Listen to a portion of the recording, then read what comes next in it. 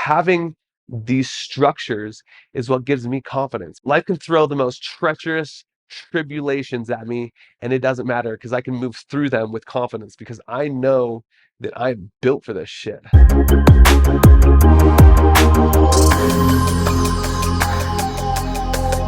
All right. Hi, guys. So, I'm super excited about today's topic. So, today we're going to be talking about overcoming mediocrity. Now, I get a lot of DMs and I see a lot of comments on social media about how to cultivate confidence. Now, I think that this is a really important topic for us to talk about because this has been one of the key ingredients in my successes, not only as an artist and an entrepreneur, but just as a person in general. And I think that that is one of my greatest strengths that I would love to share with you guys. And so let's get right into it. So, how is it that we cultivate confidence? Confidence is, to me, confidence is being able to trust in myself. Now, building that trust within myself means building that reputation with myself. Because when I know that I can count on myself to do something or to be some way or to be somewhere for that matter, that allows me to know that I can trust in myself. When I can trust in myself, when you think about that in regards to trusting another person, you have confidence in that person when you know that you can trust them, right? And so if I have a friend who says, "Yo, I'm gonna meet you at the gym, be there in 30 minutes," and then I get there and 55 minutes later they're still not there, that kind of diminishes the confidence that I have in that person. That diminishes the trust that I have in that person. An hour goes by and they don't ever show up. That will fucking wreck the trust and that dependability with that person, and so we have that same relationship within ourselves. If we say that we're going to do something and we don't end up doing it, that can tarnish the relationship and the trust that we have with ourselves. And if we don't trust ourselves to do something or to be something, that that fucks up that confidence within ourselves, and that can totally affect the way that you move throughout your day. That can totally affect the way that you move throughout your life. On the opposite side of the coin, when you say that you're going to do something and you follow through with that commitment, that promise that you make within yourself, you have that confidence because you know that if you say something, you're going to get that shit done. And that is how I cultivate that confidence within myself is I set myself up with the things that I know are going to serve me, serve my higher purpose, serve myself, and I execute. I do that shit. And I can confidently move about my day knowing that if I need to do something or if I say I'm going to do something, I know that shit's gonna get done, and I feel so good about that because I know that I'm a motherfucking go-getter. You know what I mean? And so be the more that we are keeping those promises to ourselves, the more that we are cultivating that trust with ourselves, the more confidence we're gonna move about. The higher we're gonna hold our chin, the more confidently we're going to walk about our day. So I want to share a story that was such a reaffirmation for me this past weekend of how I have cultivated that confidence within myself. And so here's what happened. I was out at Electric Forest in Michigan, which is the dopest music festival that I've ever been to. And I met this new group of friends, and this group of people they were so just exuberant. They were so vibrant, so kind and caring and loving and charismatic. And I gravitated towards this group of people because they exemplified the type of person that not only I want to be, but I want to be surrounded with, right? And I met this new friend. His name is Cage Hits. Super awesome dude, very intelligent, super caring, very generous, and we were having a really good conversation. After one of the nights of festivities, we were at their campsite and we were talking, having a very in-depth, very just genuine conversation. And he asked me, yo, Winnie, what are some of your non-negotiables? Now, that question posed such an opportunity for mindfulness. And and it I impressed myself with how quickly and how easily I answered that because I was very because I was able to very confidently go about the answer because I already knew my non-negotiables. And why this is so important, and before I get into what my non-negotiables are, I want to explain why these non-negotiables and why this question being posed to me was so important and how that affects my overall energy that I carry throughout my life, right? Because our non-negotiables is what creates the habits that we carry. And those habits is what creates the standards that we have. And our standards are the baseline for what we have to build upon. That's our ground zero. That's our fucking solid foundation, right? And on top of these standards is what we are able to build the structures of our lives. And I felt really good to know that I trust my non-negotiables and that I trust myself to carry out and follow through with these non-negotiables. Now, what my non-negotiables are, and you're about to hear why I operate the way I do because of what my non-negotiables are. My non-negotiables, every single day, I do not budge on this shit.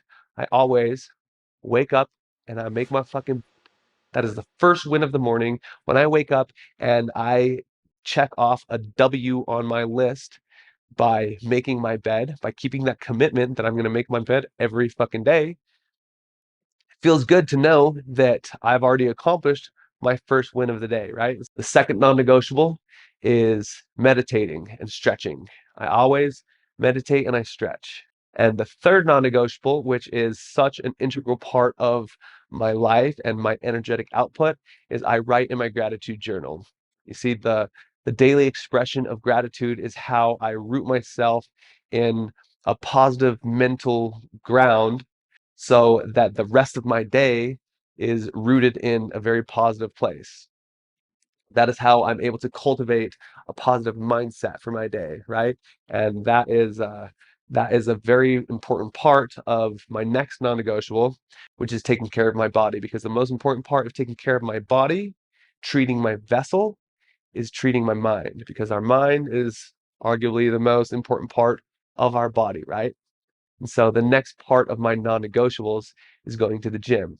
I love going to the gym. I love feeling strong. I love feeling powerful. I love being healthy. And so taking care of the one body that I have to take care of is a vital part of my day. It boosts my serotonin levels, gets my blood pumping, and makes me just feel, you know what I'm saying? And so that is the next non-negotiable part of my day. The next non-negotiable part of my day is my personal hygiene. I am a very clean and hygienic and posh motherfucker. I love to smell good. I love to taste good. I love to be clean. And so I have a very strict regimen of how I take care of my body. You know, showering, brushing my teeth, scrubbing my tongue, all that shit. Taking care of my body, taking care of my mind is such an important part of my day. And see, when I wake up and I'm stacking these wins, first thing right off the bat before it's even 11 o'clock in the morning, and I have stacked these, you know, wins that move my momentum through the day, whatever else happens throughout my day, it doesn't matter because I am rooted in my standards. You see, we can set goals and we can have all of these aspirations, but we can never fall back on our goals. But what we can always fall back on is our standards. And so having these standards as my base structural integral part of my day, this is what gives me the framework to have a fucking win of a day every day. Life will always throw variables at us that we can't expect. Shit's always going to happen. There's always outside forces that we are not in control of. But when we can control the things in our life, like our standards and our habits, our non-negotiables, that is where we have our power. That is where we are rooted in our power, right? So that's why my non-negotiables are so important. Another non-negotiable is listening to music that lifts me up and vibrates my fucking soul. I love electronic music. I love dubstep.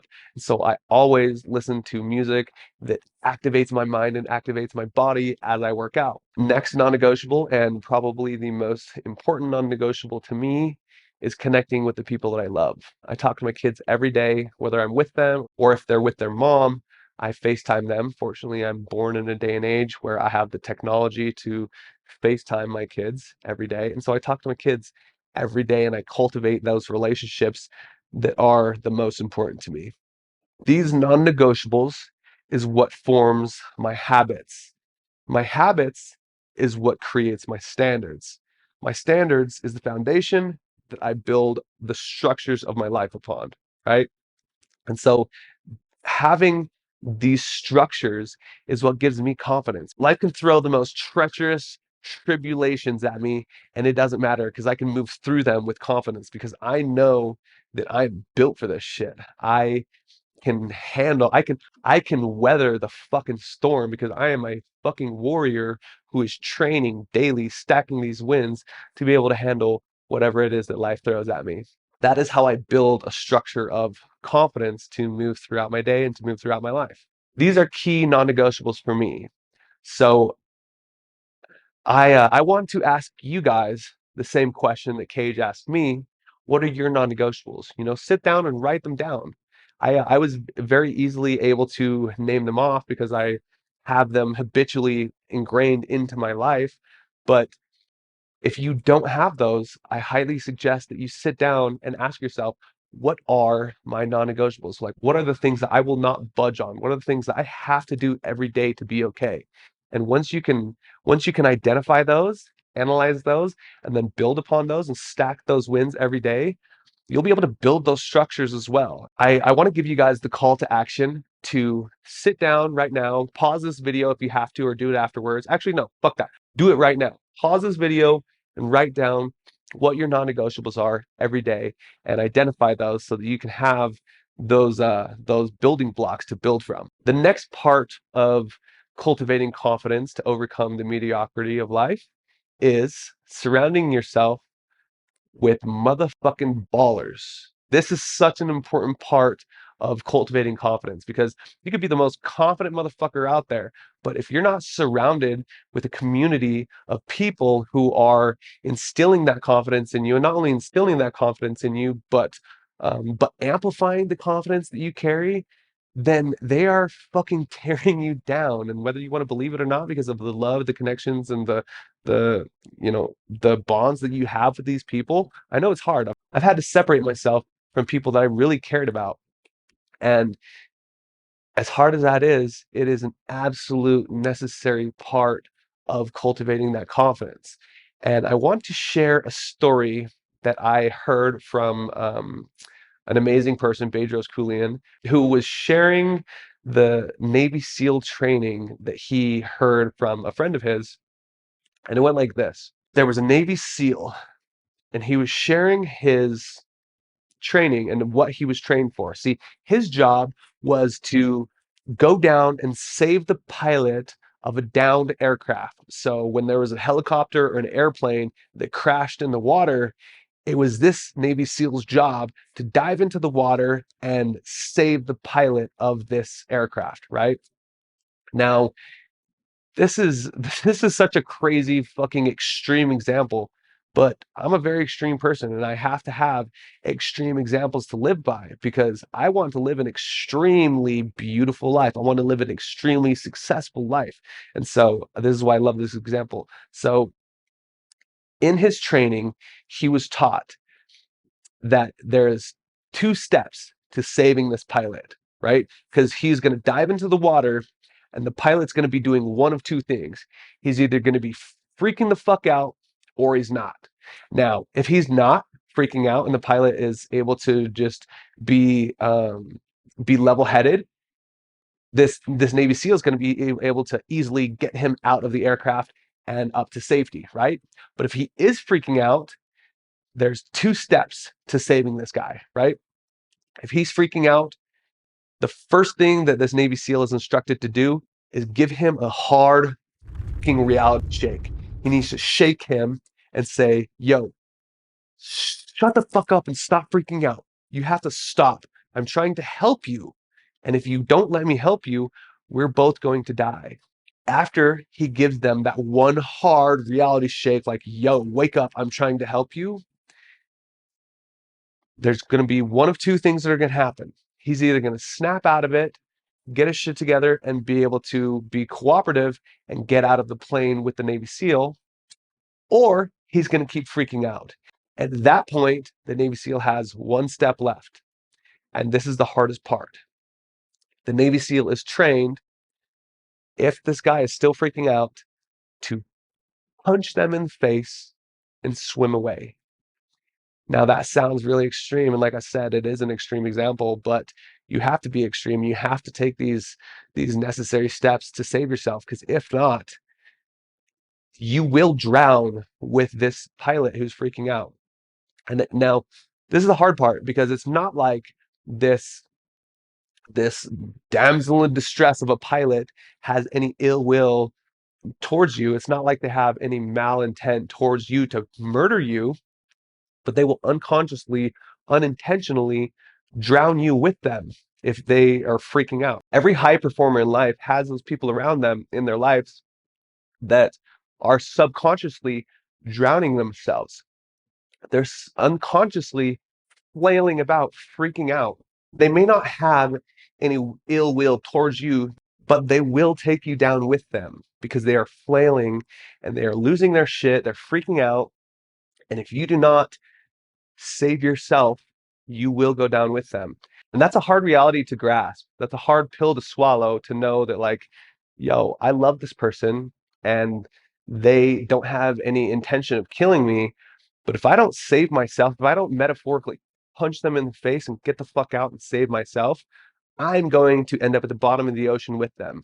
And that is such an important lesson to learn, because otherwise, if we don't realize this, and if we don't separate ourselves from the people that are going to be taking us down with the ship, then we're not going to not only be able to ascend and soar, we're going to end up at the bottom of the ocean with them. Now, that's why it's so important to be able to have the confidence to recognize when someone is taking us down with them and make that separation. Because me personally, I'm a fucking baller. I need to be surrounded with the people that are going to empower me, and not only empower me, but I can empower them. I need to be surrounded by the people that are not flailing and freaking out, that are not going to take me down to the bottom of the ocean, but that I'm going to be able to soar to the heights of the fucking moon and the stars with them, right? I need to I need to know that the team that's around me is going to be able to get me the ball, because when the ball is in my hands, I'm going to score every fucking time. I put numbers up on the fucking board. I'm about winning. And I want to be surrounded by winners. I want to be surrounded by fucking ballers. I want to be surrounded by the people who are not flailing, who are able to not only allow me to help them, but they can also be of asset to me and help me. I want to be surrounded by people who are confidently moving throughout their day so that we can rise up together. And that is, one of the most important aspects of cultivating confidence, is surrounding ourselves with confident people, surrounding ourselves with people that are cultivating the confidence within themselves. I want you guys to take inventory of not only what your non-negotiables are and what your habits and your standards are, but I want you to take inventory of the people around you and the standards and the non-negotiables of the people that you're surrounding yourself with. Because you might notice that you have a couple fucking sour apples in the midst that are flailing about unconsciously, taking your ass down to the bottom of the ocean with them.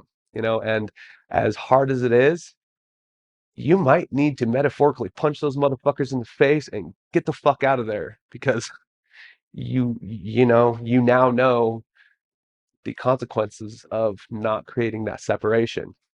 And if you are that motherfucker who is flailing about, who is dragging your people down with you as you're falling to the fucking dark depths of the ocean, take inventory of that and recognize that you might have to get punched in the face as your friends and your colleagues and your family, your loved ones have to save themselves.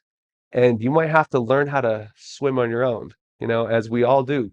These things is what gives you the power to not only, create those separations, but also to not only swim on your own, but to get the fuck out the water and fly on your own. So I give you these calls to action, and I would love to hear from you guys about what not only your non-negotiables, your habits, your standards, and your structures are, but also I want you guys to take inventory, and I want to hear about, I want to hear some examples of times when you've had to make these hard choices, because I love hearing these stories because they give me the inspiration and the motivation to make these changes in my life. I love surrounding myself with, like, for example, the group of people that I met at Electric Forest.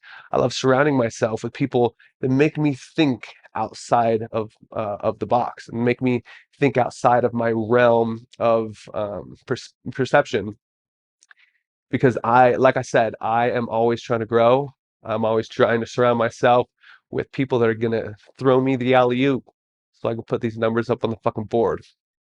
Thank you guys so much for watching, and until next time, peace.